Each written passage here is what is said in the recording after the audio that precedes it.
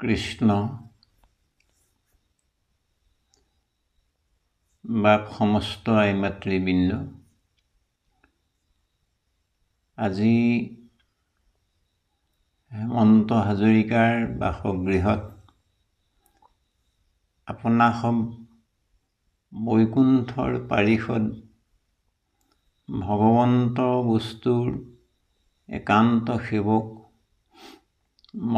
মহাভক্তগণ বৰ্তমান আপোনাসৱৰ শ্ৰীমুখে ভগৱন্ত বস্তুৰ দশম স্কন্ধৰ মধ্যম দশমৰ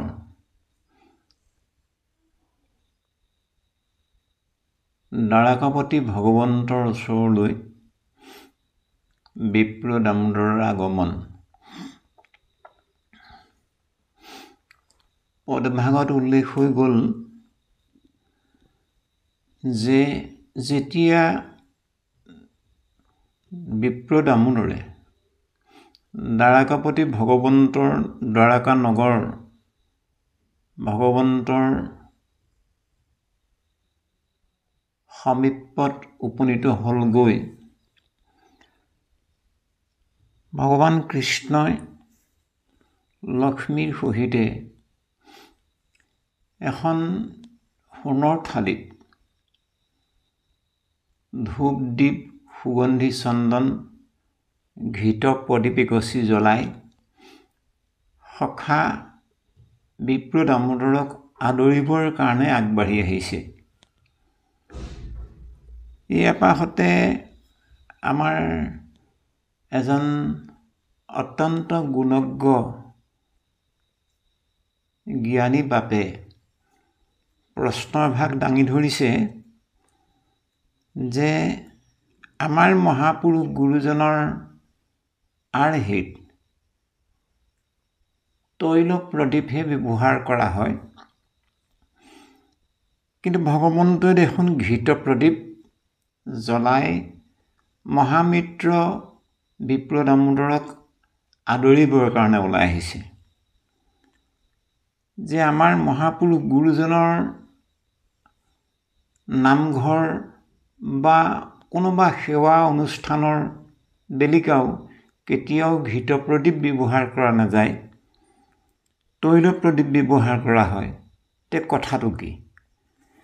তেৰাৰ এভাগ প্ৰশ্ন আমি তেৰালৈ কৃতজ্ঞতা আৰু ধন্যবাদ আগবঢ়ালোঁ। তেৰাৰ প্ৰশ্ন ভাগৰ পৰিপ্ৰেক্ষিতত আমাৰ সামান্য দৃষ্টিৰে তেৰাৰ প্ৰশ্নভাগক লক্ষ্য কৰি উত্তৰ দিবলৈ আমি ভবা হৈছে। আমাৰ ধাৰণা হয়তো ক'ৰবাত কিবা ত্ৰুটি বিচ্যুতি ৰৈ যাব পাৰে। আপোনাসৱে আমাৰ দায় দোষ মাৰ্জনা কৰিব বুলি সবাৰ চৰণত আমি সেৱা নিবেদন কৰা হ'ল। প্ৰভু সমস্ত বাপ সমস্ত যে তৈল প্ৰদীপ গছিত আছে,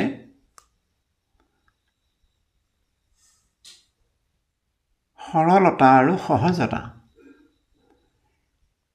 কিন্তু ঘৃত প্ৰদীপ গছৰ বেদিকা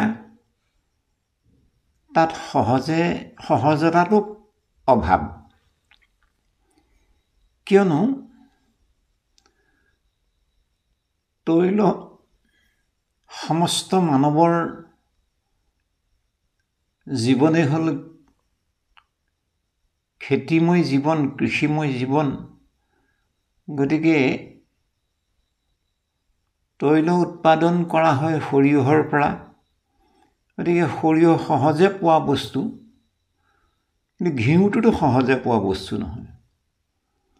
ঘিউ তৈয়াৰ কৰাৰ প্ৰক্ৰিয়াও বেলেগ আৰু সৰিয়হৰ পৰা তেল উৎপাদন কৰা প্ৰক্ৰিয়াটো বেলেগ। গতিকে ঘিউ প্ৰদীপ জ্বলাবলৈ হ'লে বহুত গাখীৰৰ প্ৰয়োজন হ'ব, কিন্তু সৰিয়হৰ তেল তৈলবন্তী গছৰ কাৰণে সৰিয়হৰ গাখীৰৰ নিচিনাকৈ অভাৱী নহয়। নম্বৰ 1। 2 নম্বৰত এটা বিশেষ কথা হ'ল কি, মহাপুৰুষৰ এই যি তৈল মন্ত্ৰী, এই তৈল মন্ত্ৰী গছৰ লগত নিহিত হৈ আছে সহজ সৰল মানুহৰ সহজতা জীৱন প্ৰণালী, মানুহে সহজে আহৰণ কৰিব পৰা, সহজে লাভ কৰিব পৰা বস্তু হ'ল তেল, তৈল।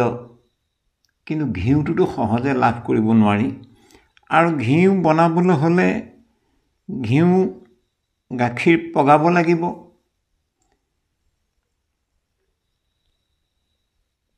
কিন্তু সৰিয়হৰ তেলৰ কাৰণে সৰিয়হ কোনো পগাবলগীয়া, ভাজিবলগীয়া তাত কথা নাই। আছে যিসকল কৃষকে পকা তেল বনায়, তেওঁলোকে সৰিয়হ ভাজে, কিন্তু সৰ্বসাধাৰণতে আমি ব্যৱহাৰ কৰা তেল হ'ল সৰিয়হৰ তেল, কেঁচা তেল। গতিকে গুৰুজন বস্তুৱে সদায় কেঁচা দ্ৰব্যই ব্যৱহাৰ কৰি আমাক দৰ্শাইছে। আমি শৰাইত মিঠৈ যেতিয়া দিয়ে, ফলাহাৰ দ্ৰব্যৰ লগত যেতিয়া মিঠৈ দিয়ে, তেতিয়া কেঁচা মিঠৈ দিয়ে, পকা মিঠৈ নিদিয়ে। কেলে নিদিয়ে? পকা মিঠৈ বনোৱা প্ৰক্ৰিয়াটো অলপ বেলেগ আৰু কেঁচা মিঠৈ বনোৱাৰ প্ৰক্ৰিয়াটোও বেলেগ। পকা মিঠৈ কেনেকৈ বনায় আৰু কেলে বনাইছিলে পকা মিঠৈ? পকা মিঠৈ কিন্তু অত্যন্ত সুস্বাদু এভাগ দ্ৰব্য। পকা মিঠৈ অসমীয়া সমাজত সৃষ্টি কৰা প্ৰথম লোকজন হ'ল মহাপুৰুষ শ্ৰীমন্ত শংকৰদেৱ গুৰুজন বস্তু। যেতিয়া নেকি ভকতসকলক শৰণ বস্তুৰ কাৰণে আকৃষ্ট কৰিব লগা হ'ল, তেতিয়া গুৰুজন বস্তুৱে এটা পকা দ্ৰব্য এভাগ নিৰ্মাণ কৰিলে, যি ভাগৰ নাম পকা মিঠৈ বুলি কোৱা হয়।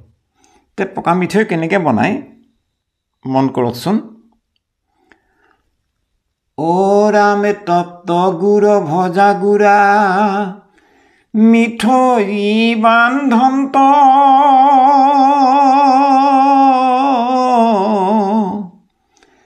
নামতনে দিয়া তাক গৃহত ৰাখন্ত। চাওকচোন, তপ্ত গুড় মানে গুড় পকাব লাগিব, ভজা গুড়া পিঠাগুড়ি ভাজিব লাগিব। গুৰুজন বস্তুৱে আই কালিন্দীৰ সৈতে এই ভকতসকলক শৰণ বস্তুৰ কাৰণে আকৃষ্ট কৰিবৰ হেতু এভাগ মিঠাই তৈয়াৰ কৰিলে, মিঠৈ তৈয়াৰ কৰিলে, যি ভাগৰ নাম মানে ভাজি পুৰি সিদ্ধ কৰি বনোৱা হোৱাৰ কাৰণে পকা মিঠৈ বুলি কোৱা হয়। কেনেকৈ বনায়? তপ্ত গুড় পগালে গুড়, ভজা গুড়া অৰ্থাৎ পিঠাগুড়ি ভাজিলে। এই ভজা পিঠাগুড়ি আৰু পগোৱা গুড়েৰে বনোৱা কাৰণে নামত ব্যৱহাৰ নকৰে, গৃহত ৰাখন্ত। নামতো দিয়ে তাক গৃহত ৰাখন্ত। তে গৃহত কেলে থয়? এই শৰণৰ কাৰণে আকৃষ্ট কৰিবৰ হেতু শৰণীয়া ভকতসকলৰ কাৰণে পকা মিঠৈ কালিন্দীয়ে হাতত অৰ্পণ কৰিলে যে যথাসময়ত শৰণ বস্তুৰ পিছত ভকতক দিয়া যাব। তে যেতিয়া নেকি ভকত সমষ্টিয়ে শৰণ ল'লে, শৰণ লোৱাৰ পিছত সেই পকা মিঠৈ গুৰুজনে খাবলৈ দিয়ে। এই ৰাম সুস্বাদু মিষ্টান্ন বুলি পৰস্পৰে কয়, মিঠৈৰে লোভত আখি শৰণ কলয়। পৰদিনা যিটোজনে শৰণ নকলয় সিটোজনে ইটো দ্ৰব্য ভুঞ্জন নকৰয়। যেতিয়া নেকি শৰণ কাৰ্যসূচীৰ পিছত সুস্বাদু মিষ্টান্ন পকা মিঠৈ শৰণীয়া ভকতসকলক গুৰুজনে গ্ৰহণ কৰিবলৈ দিয়ে, খাই ভকতসকলে খুব ভাল পায়। আৰু গৃহাগৃহী গৈ ঘৰত গৈ ইজনে সিজনক গৈ কোৱা কৰি কৰেগৈ, হেৰা কালি গুৰুজনৰ ঠাইত শৰণৰ পিছত মানে ইমান ধুনীয়া এভাগ বস্তু মিঠৈ আমাক খাবলৈ দিলে, বোলে কি নাম, বোলে পকা মিঠৈ বুলি কৈছে।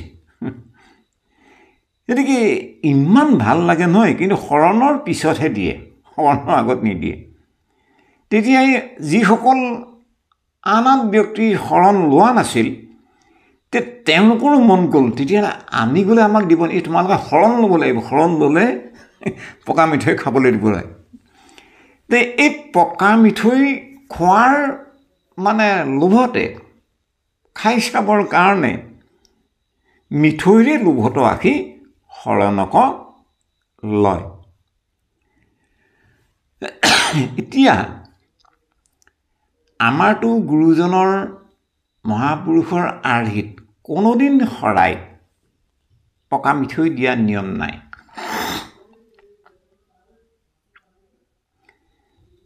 ইৰাম সৰ্বদেশে সিদ্ধ কৰি নৈবেদ্য দিৱই, কেঁচা মাহ চাউল দিবে শংকৰে কহয়।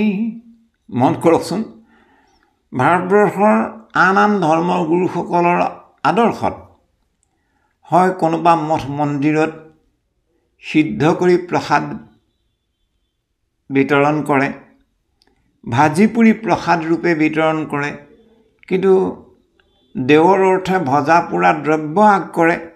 কিন্তু আমাৰ মহাপুৰুষ গুৰুজনৰ আদৰ্শত কেঁচা দ্ৰব্য, ফলাহাৰ কেঁচা, মাহ কেঁচা, চাউল কেঁচা, কেঁচা মাহ চাউল দিবে শংকৰে কহয়। সৰ্বদেশে সিদ্ধ কৰি নৈবেদ্য দিয়।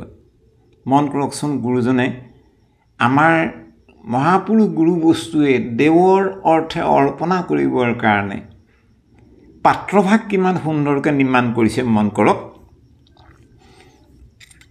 আমি যি ভাগক শৰাই বুলি কওঁ, এই শৰাই ভাগ নিৰ্মাণ কৰোঁতাজন হ'ল মহাপুৰুষ শ্ৰীমন্ত শংকৰদেৱ কৃপালু গুৰুজন। এই শৰাই কেনেকৈ নিৰ্মাণ কৰিছে চাওক। ৰাম হেঙ্গুলীয়া শৰাইখনি শংকৰে কাটিল, কেঁচা মাহ চাউল আদি তাত পৰে দিল। হেঙ্গুলীয়া শৰাইখিনি মানে কঁঠাল কাঠৰ ধুনীয়া, আটক ধুনীয়া, দেখিলেই বৰ এটা ভক্তিভাৱ জাগৃত হোৱা এভাগ পাত্ৰ গুৰুজনে নিজে নিজ হাতে বনালে, যি ভাগৰ নাম শৰাই বুলি কয়। হেঙ্গুলীয়া শৰাইখনি শংকৰে নিৰ্মিল। সেই শৰাইখন কাৰ কাৰণে নিৰ্মাণ কৰিছে? দেৱৰ কাৰণে। তাত কি থ'ব, কি অৰ্পণা কৰিব? শুদ্ধ দ্ৰব্য, কেঁচা দ্ৰব্য আহৰণ কৰি আনি ধুই পখালি পৰিষ্কাৰ কৰি ভক্তিভাৱে দেৱত সেই পবিত্ৰ দ্ৰব্য অৰ্পণা কৰিবৰ কাৰণে, ভক্তিভাৱে অৰ্পণা কৰিবৰ কাৰণে গুৰুজনে শৰাই সৃষ্টি কৰিলে। হেঙ্গুলীয়া শৰাইখনি শংকৰে কাটিল, কেঁচা মাহ চাউল আদি তাত পৰে দিল। সৰ্বদেশে সিদ্ধ কৰি নৈবেদ্য দিৱই, কেঁচা মাহ চাউল দিবে দেৱৰ অৰ্থে শংকৰে কহয়। যিহেতু গুৰুজনৰ দেৱত অৰ্পণা কৰিবৰ কাৰণে মহাপুৰুষৰ আদৰ্শত কেঁচা দ্ৰব্যহে ব্যৱহাৰ হৈছে, গুৰুজনে দৰ্শাইছে, সেইকাৰণে ঘিউৰ প্ৰদীপ আমাৰ মহাপুৰুষৰ আদৰ্শত ঘিউৰ বন্তি ব্যৱহাৰ কৰা নাযায়। কেলৈ? ঘিউ বনাবলৈ হ'লে গাখীৰ পগাব লাগিব, মঠিব লাগিব। গতিকে পগোৱা গাখীৰৰ পাছতহে মানে ঘিউ তাৰ পৰা মঠি তৈয়াৰ কৰিব পৰা হ'ব। গতিকে সি কেতিয়াও কেঁচা দ্ৰব্যত নাথাকিলে সেই ঘৃত প্ৰদীপ ঘিউ প্ৰদীপ পগোৱা গাখীৰৰ পৰা বনোৱা হোৱাৰ কাৰণে গতিকে আমাৰ মহাপুৰুষ গুৰুজন বস্তুৱে যিহেতু শৰাই ভাগত দেৱৰ অৰ্থে অৰ্পণা কৰা সকলো ফলাহাৰ দ্ৰব্য কেঁচা সেইকাৰণে সেই ভক্তিৰ প্ৰতীক প্ৰদীপ গছো বন্তি গছো কেঁচা তৈল সৰিয়হৰ তেল কেঁচা তেল ব্যৱহাৰ কৰে গতিকে আমি এই কথাখিনি অকণমান আমাৰ মনত যেনেকৈ ভাৱনা হ'ল আমি বাপজনাৰ আগবঢ়োৱা প্ৰশ্নভাগৰ পৰিপ্ৰেক্ষিতত আমি উত্তৰ হিচাপে অকণমান আধৰি দিয়া হ'ল ইয়াতো আমাৰ ভুল ত্ৰুটি অনেক দায় থাকিব পাৰে আপোনাসবে মাৰ্জনা কৰিব এতিয়া এটা কথা হ'ল যে এই যে তেলৰ যি গছ বন্তি আৰু ঘৃত প্ৰদীপৰ মাজত এটা পাৰ্থক্য আছে তেলৰ বন্তি গছৰ শিখা ভাগলৈ মন কৰিব অগ্নি শিখালে আৰু ঘৃত প্ৰদীপৰ শিখা ভাগলৈ মন কৰিব তাত এটা পাৰ্থক্য দেখা যায় অলপ ভাল ধৰণে মন কৰিলেহে কিন্তু কথাটো গম পাব ঘৃত প্ৰদীপৰ অগ্নি শিখা সিমান জ্যোতিটো সিমান ভাল নালাগে কিন্তু তৈল প্ৰদীপৰ অগ্নি শিখাটো ই লাহে লাহে ক্ৰমাগতভাৱে ই ঊৰ্ধ্বগতি হৈ মানে গমন কৰোঁতে ই বায়ুত বিলীন হ'বলৈ গৈ থাকোঁতে ইয়াৰ যিটো অগ্নি শিখাৰ যিটো স্থিৰতা এই স্থিৰতাটো ভগৱান কৃষ্ণই যিসকল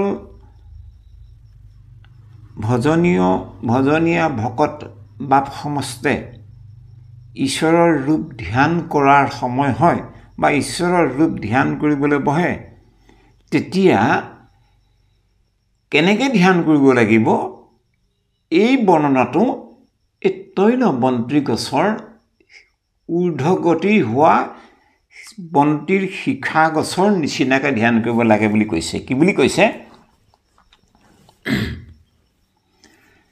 যথা দীপু নিবাতস্থো নেংগতে সুপমা স্মিতা যথা দীপু যেনেকৈ দীপ মানে বন্তি যেনেকৈ নিবাতস্থ মানে বায়ু চলাচল নকৰা সময়ত যিদৰে তৈলবন্তি গছৰ অগ্নি শিখা ভাগ মন কৰিবচোন যি সময়ত প্ৰজ্বলিত হৈ থকা তৈলবন্তিৰ অগ্নি শিখা বায়ু যদি সেই সময়ত বেছিকৈ লৰচৰ কৰি থকা নাই স্থিৰ হৈ থাকে সেই বায়ু স্থিৰ হৈ থকা সময়ত বায়ু স্থিৰে আছে কাৰণে সেই সময়ত প্ৰজ্বলিত হৈ থকা তৈলবন্তিৰ অগ্নি শিখা ভাগো একেবাৰে স্থিৰ হৈ থাকে কেলে স্থিৰ হৈ থাকিব পাৰিছে কাৰণ বতাহ লৰচৰ হোৱা নাই বতাহ বলি থকা নাই বতাহ আছে বায়ু আছে কিন্তু বায়ুৱে মানে ইফাল সিফাল মানে লৰাই থকা নাই সেইকাৰণে অগ্নিৰ শিখাও একদম স্থিৰ হৈ যদি আছে ঠিক তেনেধৰণে আপুনি আমিও ঈশ্বৰ কৃষ্ণ ভগৱন্তৰ ৰূপ ধ্যান কৰিবলৈ বহাৰ সময়ত যিদৰে বতাহ চলাচল নোহোৱাৰ সময়ত সেই তৈলবন্তিৰ শিখাভাগ অতীব স্থিৰ হৈ ঊৰ্ধ্বগতি লাভ কৰি থাকে ঠিক তেনেধৰণে যথা দীপু নিবাতস্থো নেংগতে সুপমা স্মিতা আমাৰো মন প্ৰাণ আমি ভগৱন্তত তথৈব অগ্নিশিখাৰ দৰে নিবিড় একদম মানে অহৰহ নিৰন্তৰে ব্ৰহ্মত ঈশ্বৰ কৃষ্ণ ভগৱন্তত মন যদি প্ৰতিষ্ঠা কৰি আমি ভগৱন্তৰ ৰূপ চিন্তা কৰোঁ তেতিয়াহ'লে আমাৰ মানে সাধনাত সিদ্ধি আমাৰ লাভ হৈ যাব গতিকে এই এটা তৈলবন্তি গছৰ উদাহৰণটোৰ লগত আমাৰ হৰি সাধনাৰ এটা সম্পৰ্ক নিহিত হৈ আছে যাই নহওক প্ৰভু সমস্ত যেতিয়া নেকি মই লগতে আৰু দুই এটি কথা আপোনাক সবক জনাই থ'ব বিচাৰিছোঁ বাপ জনালৈ আমি কৃতজ্ঞতা আৰু ধন্যবাদ আগবঢ়ালৈ তেৰাৰ প্ৰশ্নভাগৰ পৰিপ্ৰেক্ষিতত যিহেতু বৰ্তমান পদত চলি আছে যে যেতিয়া দ্বাৰকাপতি ভগৱন্তৰ ওচৰত সেই দৰিদ্ৰ ব্ৰাহ্মণ বিপ্ৰ দামোদৰ উপনীত হ'লগৈ।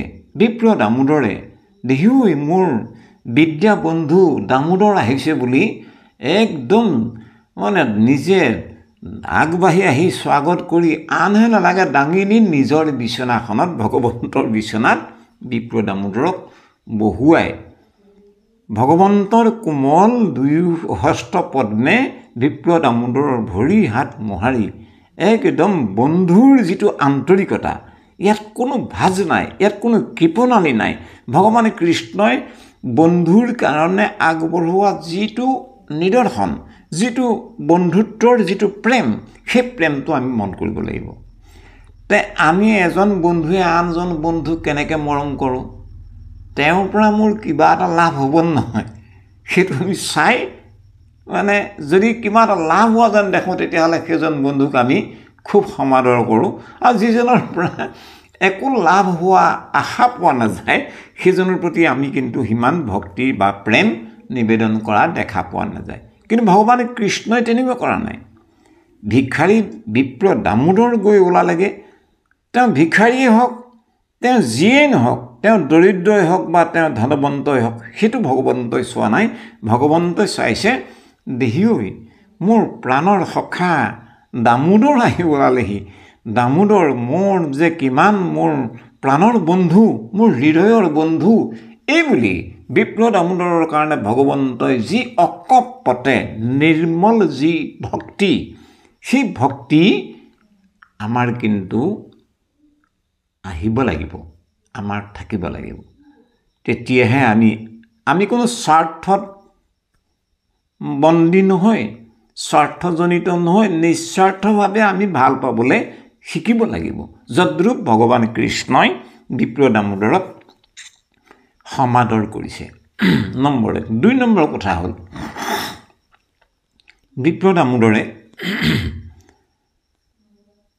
যিহেতু ভগৱান কৃষ্ণৰ লগত একেলগে গোটেই ল'ৰাবিলাকে সেই শান্তিপনী গুৰুৰ গৃহত বিদ্যা আৰ্জনৰ সময়ত তাৰা সমস্তে কৃষ্ণৰ লগত সহপাঠী হৈ যিহেতু গুৰুৰ গৃহত বেদ উপনিষদৰ ব্ৰহ্মবিদ্যা আহৰণ কৰিছিল, আৰু সেইখিনি সময়ত সেই পুৰণি কাহিনীবিলাক, পুৰণি কথাবিলাক ভগৱান কৃষ্ণই বিপ্ৰ দামোদৰক অৱগত কৰিছে। বন্ধু সখা, পুৰণি আমাৰ সেই গুৰুদেৱৰ গৃহত আমি থাকোঁতে গুৰুৱে যে আমাক খৰি লুৰিবলৈ পঠাইছিল, আমি যে গোটেই ৰাতিটো খৰি লুৰি থাকোঁতে আমাৰ যে হঠাৎ বৰষুণ, হঠাৎ শিলাবৃষ্টি হৈ আমি যে অৰণ্যৰ পৰা ওলাই অহাৰ কোনো ৰাস্তা নোপোৱা হৈছিলোঁ, দিনবোৰৰ কথাবোৰ কেতিয়াবা মনত পৰেনে বাৰু? এনেধৰণে পুৰণি কথাবিলাক সুঁৱৰি ভগৱান কৃষ্ণই বিপ্ৰ দামোদৰক মানে হৃদয়ৰ যি মৰম, সেই মৰম আগবঢ়াই গৈ আছে। মাজতে এবাৰ ভগৱান কৃষ্ণই বিপ্ৰ দামোদৰক এনে লাহেকৈ সুধিলে, সখা এই ব্ৰাহ্মণীয়াই আমাৰ কাৰণে নিশ্চয় কিবা এটাতো দি পঠাইছে, তে কি আনিছে দিয়া। তেতিয়া বিপ্ৰ দামোদৰে মনতে ইমান সংকুচিত হ'ল, ইমান লজ্জিত হ'ল যে মই এতিয়া কি বুলি দিওঁ, যে দ্বাৰকাপতি কৃষ্ণৰ এনেহেন এটি সুন্দৰ পৰিৱেশ, গোটেই একেবাৰে চকুত লগা এটা ধুনীয়া পৰিৱেশ। এই পৰিৱেশত বাৰু মই ফটা কানি লেতেৰা এখন বস্ত্ৰৰে বান্ধি দি পঠোৱা, কেইটামান সান্দহৰ গুড়ি, এমুঠিমান চিৰা আৰু তন্দুল, এই তন্দুল মানে হ'ল চাউল, গতিকে চাউল, চিৰা আৰু সান্দহ মই কোন হতে কেনেকৈ মই আগবঢ়াম?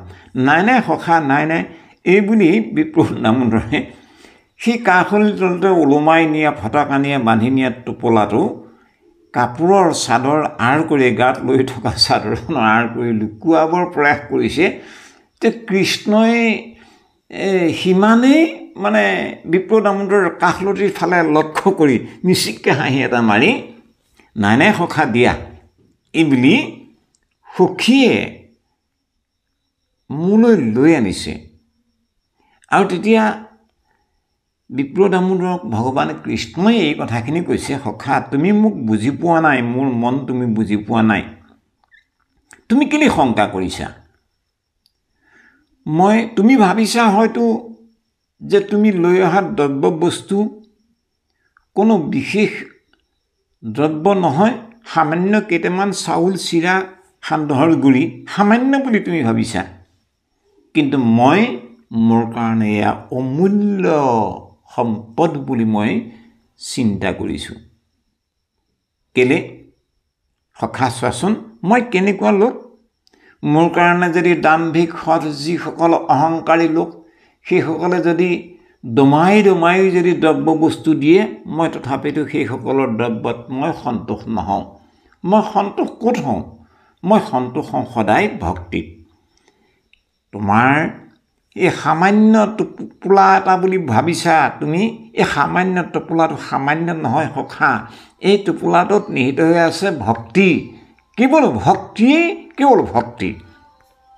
গতিকে এনেহেনে ভক্তি জড়িত হৈ থকা এই টোপোলাটো মোক তুমি নিশ্চয় দিব লাগিব, কাৰণ মই বৰ হাবিয়াস, মই বৰ আকুলিত হৈছোঁ তোমাৰ এনেহেনে ভকতি ৰত্নৰ টোপোলাটো মই অকণমান গন্ধ ল'বৰ কাৰণে, পাণ কৰিবৰ কাৰণে। সখা তুমি এইকণ মোক কৃপণালী নকৰিবা। এইবুলি ভগৱান কৃষ্ণই উদাহৰণ দিছে। ভগৱান কৃষ্ণই সখা বিপ্ৰ দামোদৰক বুজাইছে কি বুলি এই কথাটো মন কৰিব লগা। চোৱাচোন সখা, মোক যদি কোনোবা লোকে নাই সমৰ্থ একো নাই, যদি সামান্য কেইটামান দ্ৰব্যহে গোটাব পাৰিছে, তাত যদি ভক্তিভাৱেৰে যদি অৰ্পণা কৰিছে, তেতিয়াহ'লে মই তাতেই প্ৰসন্ন হওঁ। পত্ৰম পুষ্পম ফলম তুয়ম ইউ মে ভক্ত্যা প্ৰয়চ্ছতি তদহম ভক্তোপহীতম अस्नामि प्रयतात्मनः। पत्रं पुष्पं फलं तुयं यो मे भक्त्या प्रयस्यति तदहं भक्तोपहीतम् अस्नामि प्रयतात्मनः। अस्नामि प्रयतात्मनः। সখা, মোক যদি কোনোবাই নাই একো সমৰ্থ শক্তি নাই, এটি তুলসী পত্ৰ দিলে, পত্ৰম পুষ্পম ভক্তিভাৱেৰে যদি এপাহ ফুলকে দিলে, ফলম যদি ভক্তিভাৱেৰে এটি ফলহে মোক দিলে, তুয়ম যদি ভক্তিভাৱেৰে মোক এটুপি জল অৰ্পণ কৰিলে, अस्नामि प्रयतात्मनः ইউমে ভক্তিয়া প্ৰয়চ্ছতি। যদি মোৰ ভকতে মোক ভক্তিভাৱে এটি পত্ৰ, এপাহ পুষ্পই হওক, এটি ফলেই হওক বা এটুপি জলেই হওক, ইউমে ভক্তিয়া যদি মোক ভক্তিভাৱে দিলে, তদহম ভক্তোপহীতম তেনেহেনে ভক্তই অৰ্পণা কৰা ভক্তিপূৰ্ণ দ্ৰব্য अस्नामि प्रयतात्मनः মই অতি শ্ৰদ্ধাৰে, অতি আনন্দৰে, অতি প্ৰেমেৰে সৈতে মই গ্ৰহণ কৰোঁ। গতিকে এই যিটো বিপ্ৰ দামোদৰক লক্ষ্য কৰি কোৱা যিটো ভগৱন্তক অৰ্পণা কৰা দ্ৰব্যৰ যিটো বিৱৰণ, এই বিৱৰণটো কিন্তু আমাৰ নিচিনা অল্পমতি অল্পায়ু মানুহ, কলিযুগৰ অল্পমতি মানুহৰ কাৰণে একমাত্ৰ হৰি সেৱাৰ ৰাজমাৰ্গ। ইয়াত কোনো জটিলতা নাই, ইয়াত কোনো বাধ্যবাধকতা নাই, ইয়াত কোনো বিশেষণীয় বিশেষণ নাই। ইয়াত আছে কেৱল সৰল সহজ, কেৱল দেৱৰো দুৰ্লভ আছে এভাগ ৰত্ন, সেইভাগ হ'ল ভক্তি। এই ভক্তি ক'ত পায়? ভক্তি কি বস্তু? ভক্তি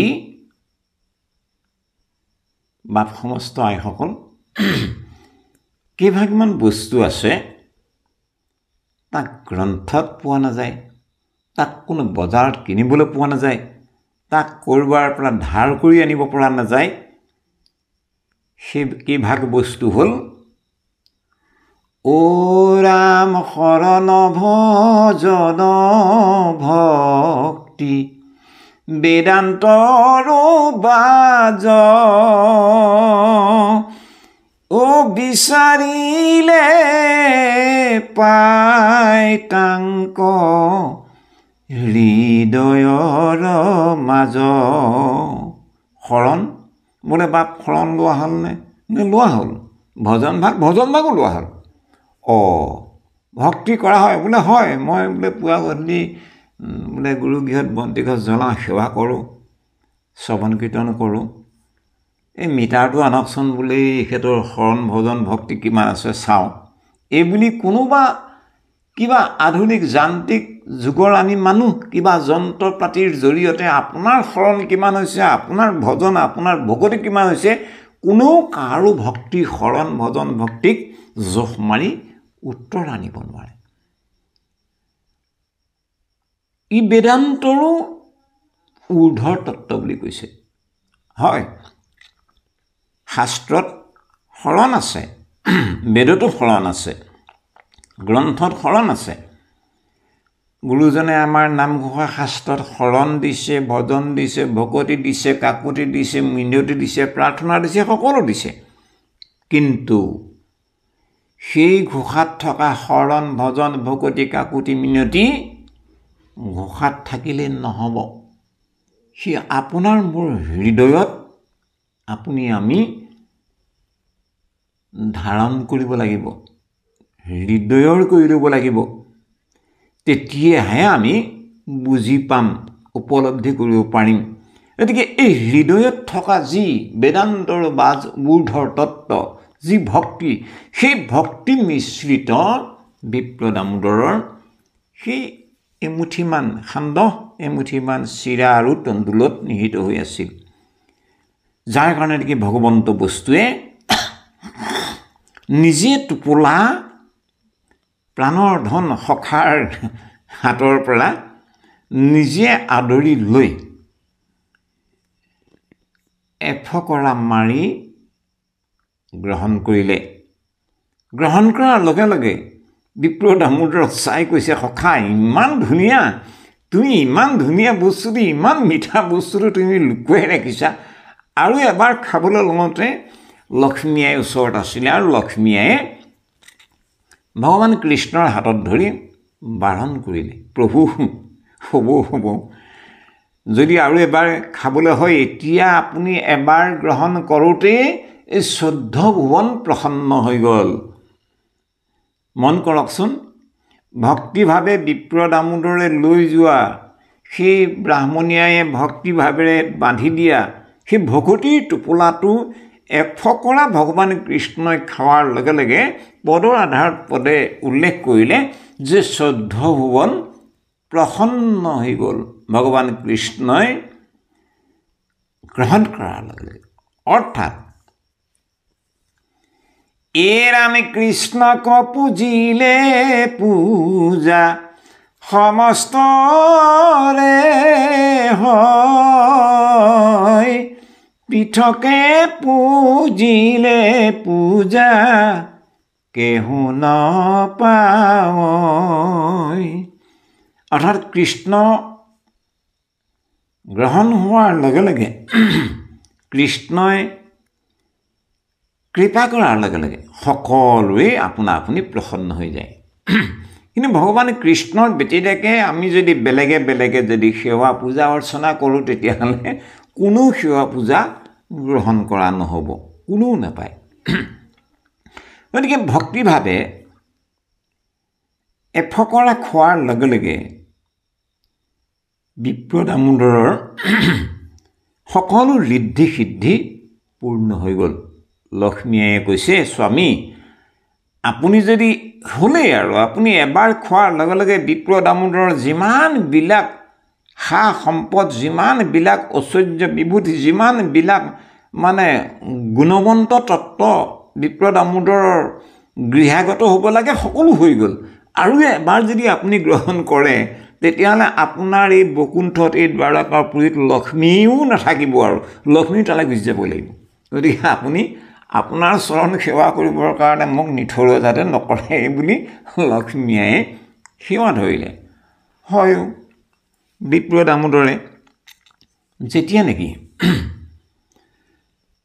দ্বাৰকাৰ পৰা বিদায় লৈ নিজৰ গৃহাভিমুখী হ'ল গৈ আছে তে নিজৰ গাঁওখন সোমালেগৈ বিপ্ৰ দামোদৰ গৈ এতিয়া গাঁওখনটো হয় কিন্তু বিপ্ৰ দামোদৰৰ যি ঠাইত ঘৰটো আছিল সেই ঘৰটোতো নহয় এতিয়া বিপ্ৰ দামোদৰে মানে লাখুটিতে ভৰ দি ঘৰটোৰ ফালে চাই ক'বলৈ বাধ্য হৈছে কৈছে কি বুলি কৈছে মন কৰক ওৰ আমি থানতে আছিলে ক মোৰ ভাঙা ঘৰ কোনে আজি সজাই দিলে বিচিত্ৰ বাখৰ হৰি হৰি এই ঠাইততো মোৰ ভগা ঘৰ এটা আছিলে মোৰ ইমান ধুনীয়া এটা ঘৰ কোনে বনাই দিলে এয়া হ'ল ভগৱন্তৰ কৃপা মুকং কৰোতি বাছালং পংঘুং লংঘয়তি গিৰিম য়ৎ কৃপা তমহম বন্দে পৰমানন্দ মাধৱম মুকং কৰোতি বাছালং যাৰ কৃপা হ'লে মুকয়ো পণ্ডিতৰ দৰে কথা ক'ব পাৰে পংঘুং লংঘয়তি গিৰিম যাৰ কৃপা হ'লে খৰায়ো পৰ্বত বগাব পাৰে যাৰ অকণমান কৃপা হোৱাৰ কাৰণে দৰিদ্ৰও ধনৱন্ত হ'ব পাৰে যাৰ অকণমান অনুগ্ৰহৰ অভাৱ হোৱাৰ লগে লগে ধনৱন্তও দৰিদ্ৰ হৈ যাব গতিকে আমি সমৰ্থবান ধনৱন্ত লোকসকলে দৰিদ্ৰ হোৱাটো কামনা কৰোঁ নেকি নিজে নিজৰ দুৰৱস্থা আমি ভাবোঁ নেকি কেতিয়াও নাভাবোঁ আমাৰ আৰ্থিক অৱস্থা আমাৰ সৰ্বতো প্ৰকাৰে জয়ময় হোৱাটো বিচাৰোঁ এই জয়ময় হ'বলৈ হ'লে ভাগৱত গ্ৰন্থই আৰু এই বিপ্ৰ দামোদৰৰ দ্বাৰকাপতি ভগৱন্তৰ ওচৰলৈ গৈ যিভাগ কাহিনী আমাৰ বৰ্তমান পদে প্ৰকাশ হৈ আছে এই কাহিনী ভাগৰ পৰা আমি এই জ্ঞানটো আহৰণ কৰিব লাগিব আমি যদি সঁচা অৰ্থত আমি আৰ্থিক অৱস্থা আমাৰ যদি মন বুদ্ধি চিত অহংকাৰ এই গোটেইবোৰ ভগৱন্তত অৰ্পণ কৰি যিমান পৰিমাণে আমি একাত্মভাৱে ভক্তিভাৱে ভগৱন্তত আমি সেৱা ধৰিব পাৰিম সিমান পৰিমাণেহে বিপ্ৰ দামোদৰৰ দৰে আপোনাৰ মোৰ ওপৰতো যদি অকণমান ভগৱন্তৰ কৃপা হৈ যায় তেতিয়াহ'লে আপুনি ক'ব নোৱাৰাকে তাৰ অৰ্থ এইটো নহয় আপুনি কাম একো নকৰিব বহি থাকিব ভগৱন্তই দি দিবহি সেইটো কথা নহয় হয় আপুনি কাম কৰিছে আপুনি মেহনত কৰিছে কিন্তু আপোনাৰ মেহনতৰ লগত দেখিব ভগৱন্তৰ কৃপা কিন্তু নিহিত হৈ আছে আপুনি নভবাকেই আপুনি অকণমান মেহনত কৰাৰ লগতে কেনেধৰণে ক'ৰ পৰা আপোনাৰ অভাৱৰ দূৰ হোৱা কামটো হৈ যাব আশা পূৰ্ণ হৈ যোৱা কামটো কেনেধৰণে হ'ব আপুনি আমি গমেই নাপাম ভগৱন্তৰ কৃপাত সকলো সম্পন্ন হৈ যায় তে প্ৰভু সমস্ত আমি বাপজনালৈ আমাৰ সেৱা নিবেদন কৰিলোঁ তেৰাই প্ৰশ্নভাগ ৰাখিছিল যে মহাপুৰুষ গুৰুজনৰ আদৰ্শত তৈলবন্তীহে কিন্তু দ্বাৰকালে বিপ্ৰ দামোদৰ যাওঁতে দেখোন ঘৃত প্ৰদীপ জ্বলাই স্বাগত কৰিছে গতিকে আমি পোনপটীয়াকৈ এই কথাখিনি আপোনাক অৱগত কৰা হ'ল যে ঘৃত প্ৰদীপ মানে আমি সৰ্বসাধাৰণ মানুহ আমি অল্পমতি অলপায়ু দৰিদ্ৰ মানুহ আমাৰ কাৰণে এইটো ইয়াত সহজতাটো নাই গতিকে আমাৰ কাৰণে সহজতাটো আছে তৈলত অৰ্থাৎ সৰিয়হ সমস্তৰে গৃহে উৎপাদন হোৱা এক দ্ৰব্য গতিকে যি দ্ৰব্যৰ জৰিয়তে আপুনি আমি সহজে সৰিয়হৰ তেল লাভ কৰিব পাৰোঁ ২ নম্বৰ কথাটো হ'ল গুৰুজনৰ দ্ৰব্য বস্তু গুৰুজনৰ মহাপুৰুষৰ আৰ্হিত সদায় কেঁচা দ্ৰব্য গুৰুজনে কৃপা কৰিছে। গতিকে ঘিউ কেঁচা দ্ৰব্য নহয়, পকা মিঠৈ কেঁচা দ্ৰব্য নহয় কাৰণে যিদৰে পকা মিঠৈ শলাত নিদিয়ে, ঠিক তেনেধৰণে ঘিউ পগোৱা বস্তুৰ কাৰণে, সিদ্ধ কৰা বস্তুৰ কাৰণে মহাপুৰুষ গুৰুজন বস্তুৰ আৰ্হিত মহাপুৰুষ গুৰুজনে কিন্তু ভক্তি মন্দিৰত, নামগৃহ চৰাত, সেৱা সকামৰ বাংময় মূৰ্তি ভগৱন্তৰ সন্মুখত সদা সৰ্বদাই কাৰণে তৈলবন্তিহে ব্যৱহাৰ কৰা দেখা হৈছে। কৃষ্ণ।